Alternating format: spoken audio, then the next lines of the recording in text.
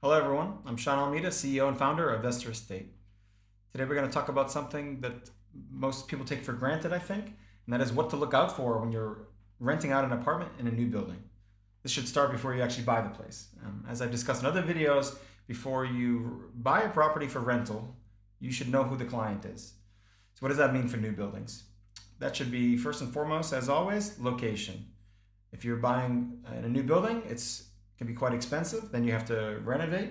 So you need someone to be able to pay good money. So when you're looking at location, you think, let's say you have a 60-meter place and you think the client is a young Ukrainian, maybe it's a bachelor type place, who can pay this money? So then if you have a IT business center, let's say not far away, then you can think, okay, that's the kind of client I want, and that makes sense. Another thing to look out for is that when clients are paying good money, they tend to have a car. If they have a car, they need parking.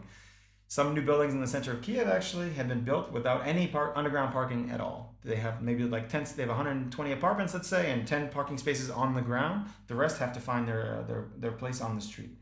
If your client's paying good money, they're going to want something better than that. So you need to make sure that you have some kind of a secure parking spot available, or at least a lot of open parking. Another thing to consider in a new building is that because they're almost all sold shell and core, which means just a big concrete box, that you're going to have renovations going on. So maybe you bought your place, and as soon as it was commissioned, you started your renovation, you finished first, but a lot of your neighbors did not even start yet. So you might have someone moving in while there is renovation next door.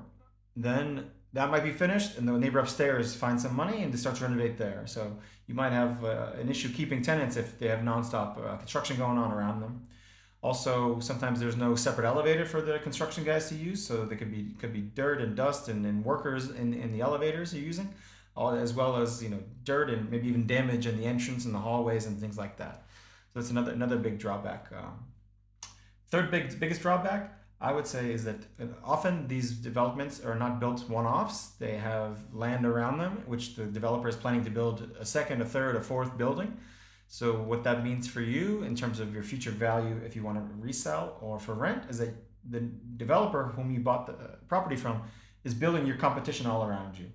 So if you can't limit the supply around you, then your apartment is going to have a harder time appreciating in value.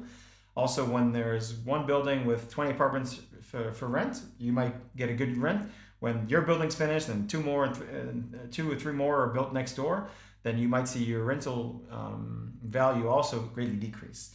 So if you're looking for an investment in a new building, these are things you should consider and see how it will impact your investment overall. Because if you expect 10% yield and you get it the first year, after the second year, you might be down to 5% or even lower. So keep that in mind if you're an investor looking to rent out.